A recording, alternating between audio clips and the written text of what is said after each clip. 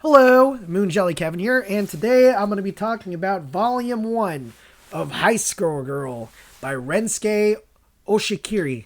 High Score Girl. Every time I say that, I want to say High School Girl, but that would not be an interesting manga, just reading about some random high school girl.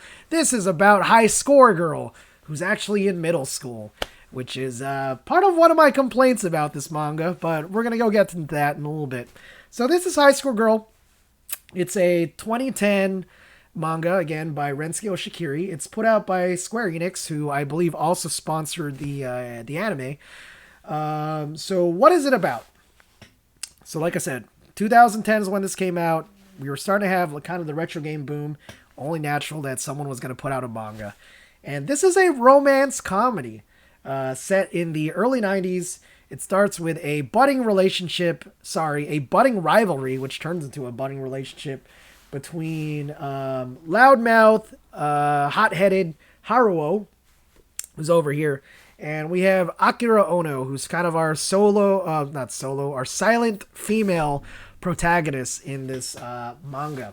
And this is about them, like I said, starting a rivalry in the arcades, living through that arcade scene in the 90s, and ended up having kind of like a friendship slash, romance. And this volume 1 pretty much only covers, I want to say about a school year and a summer between these two. And it's actually kind of a self-contained story. I think you could just read this volume 1 without reading the rest. Although, like I said, I've got some issues with this, which is like, I know they're fixed by the time you read volume 2. But as far as this first volume concerns, there's a little bit of a failure to connect. Now, if you've been following this YouTube channel, you guys know I like to talk about things. I don't want to be negative. I don't want to trash things. And in a way, I'm not even trashing this. I'm saying that it's good. It's well worth your time. If you love video games, especially the era that I grew up with the 90s video games, then this is for you. You will probably enjoy this. And I think for some people, even just seeing strategies being talked about or seeing arcade games being depicted in a manga, I think that's enough for people. Like, they don't even care about the rest of the story. They just want to see the video games. It's like watching that old movie, The Wizard. You're like, who cares about the kid trying to, go to California or whatever. They care more about seeing what arcade game is going to show up next. And if that is what you care about, then enjoy ahead. I think you will enjoy this. But this is a manga. This does have a story. And for me, it's of mixed quality. I'm very lukewarm on it. And the main problem that I already alluded to is the fact that these kids are middle schoolers. All right. So first off, to get some context, they are roughly around 10 to 12 years old. And they are living in 1992. Now, that makes them technically older than me. For me, when I was in middle school, the games that came out was not Street Fighter 2. I was too young when Street Fighter 2 came out. The games that came out when I was around roughly 10 or 12 were Street Fighter Alpha 2, King of Fighters 98, Alpha 3, I'm trying to think of what else, Capcom vs. SNK and Capcom vs. SNK 2 were just around the corner. So when it comes to fighting games of my youth and me in middle school, those are the games that I think of. Whereas in this game, they're talking about Street Fighter. And the way that they play and the way that they talk about games is so competitive that I gotta help but wonder, was this an accurate depiction of what the scene was like in Japan? Now, don't get me wrong. We knew things in America. We knew things like in the early 90s and the mid 90s. We knew about things like, how to properly fireball trap. And over here, they're talking about using Guile and some of his cheap tactics, like tech throws and stuff. But, yeah, I don't know. It just seems a little odd that these middle schoolers, they're playing at a level that I feel was a little way more competitive than I would believe for a middle schooler. I mean, I'd believe that someone older was doing this, like a high schooler, a real high school girl, but or high school boy, whoever, But as far as like middle schoolers, I think the way they talk can be a little bit of a turnoff. But I know that's probably not the point. The point is, whatever. It's a manga. You have to suspend your disbelief. These kids are going to be acting, however the manga creator wants them to act. So what's another problem that I have with this? I think it's the problem of the romance. The romance does not quite work with me in this first volume. He Haruo is kind of downright a jerk at times that it makes you wonder why she connects with him. And don't get me wrong, I think the idea is that they're supposedly connected through video games. It's their love of video games that brings them together. She kind of has her own backstory, her own home life that she's trying to escape, and she sees that, he has this like freedom of life because she has a lot of expectations in her life. He does not have a lot of expectations. He's hot-headed. He gets poor grades. The only thing that he expects out of life is to be really good at video games. Whereas she's kind of like treated, like as a breadwinner child of the family. So a lot of expectations are placed in her, and it's kind of like that dichotomy that, you're supposed to buy the romance through that, but at the same time, like I said, he's a jerk. He is completely unlikable. I want to say that it's probably just because it's anime and manga. You have to believe that she's into him, or maybe it's because they're middle schoolers, and when you're in middle school, you're just attracted to whoever's, talented at something.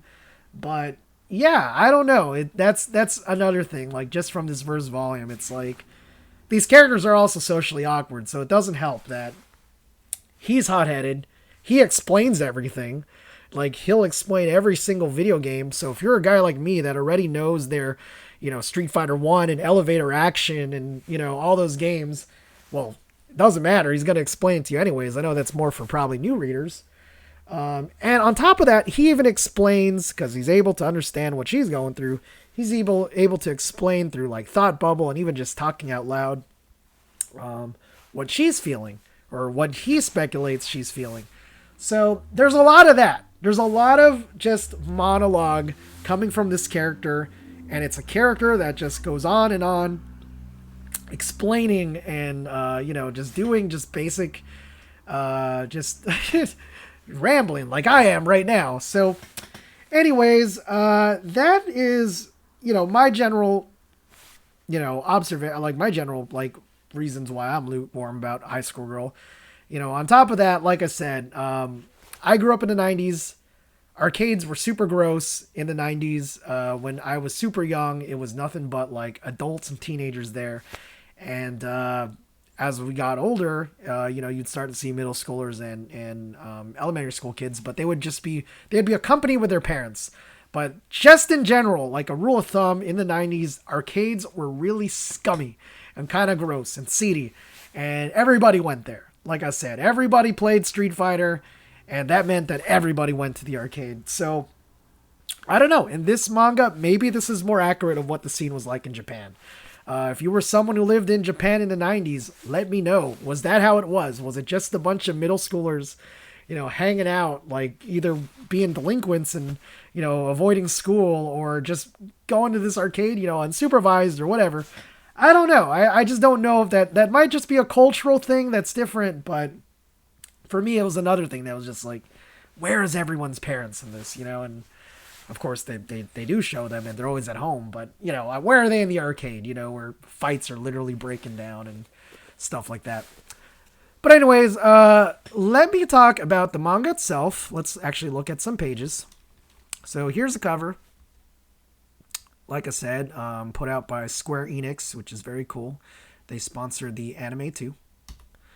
So yeah, here's some illustrations. They're in a candy shop, snack shop, playing like a bar table type of arcade here. We got over here some sort of move list, and these kind of like colors are nice. They make me think of like 70s color designs as well as 80s color designs. And then you got this nice table of contents designed to kind of look like a score screen. And I like this. Like, I really do enjoy that at the beginning of certain big world events, the beginning of certain chapters, they will tell you what is the big world event that's happening.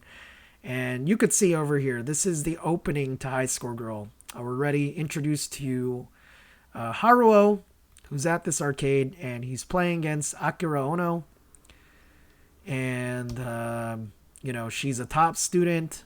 He's not a top student. And their rivalry begins over here with a matchup between Zangief and Guile. If you know anything about Guile, he is super broken in World Warrior. He is too good. He is too good. But yeah, this is the opening. Art style's nice. I will say with the anime, they definitely cleaned it up a little bit more. They made it with thicker lines. The anime has more of like the cel-shaded kind of look to it, almost. But this is the depiction of the manga. Slightly more realistic look. You know, they have rounder faces. Still not entirely realistic, but definitely more realistic when compared to the anime. And here's what I'm talking about, where, you know, like I said, there's a lot of narration, I think, to benefit those who don't really understand fighting games, which is, you know, that's fine. You know, like if you read something like Yakitate Japan, they explain bread, or if you read Shokugeki no Soma, they explain, you know, the trade secrets of cooking. But, you know, I think for me, being a little bit too inside baseball in the fighting games, you know, like just seeing this throw lock here, these are stuff that I was already familiar with. So like I said, could be like a Ready Player One situation. If you're someone who just wants to see a manga that talks about these old arcade games that you love, and even when they talk about them, they most often than not, they just glance over them, you know, then I think you're fine. You will enjoy this. But for someone like me who wants to read a manga that has both, you know, both this arcade thing as, you know, the kind of like a memoir or you know, a time capsule to remember what arcade scenes were like in the 90s, as well as reading this coming of age story, this romance, I want both to be good. And it does get good with the next volume. With volume 2, I think the character of Hidaka, who does not show up in this volume at all. Volume 1 is strictly episodes 1, 2, and 3 of the anime. And Hidaka does not show up. And Hidaka is at least a way more relatable character than these two characters for sure. So yeah, yeah, you know, like I said, like I think the best way to compare it is to something like Ready Player One, where it's like, yeah, it's cool that they're mentioning and referencing all these things I like, but I still just really want a good story with characters that I could relate to.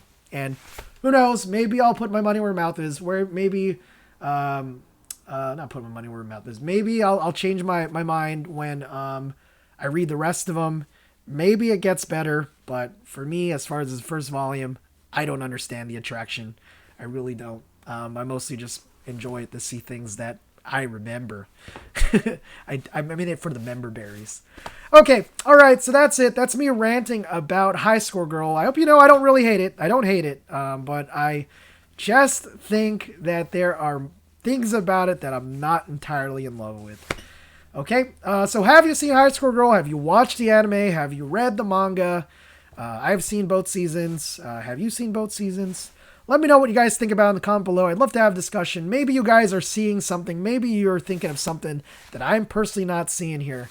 And that's it. Let's have a discussion. Let's talk about it. Change my mind, you know? I'd love that to happen. All right. Thank you so much for watching, and have a wonderful day.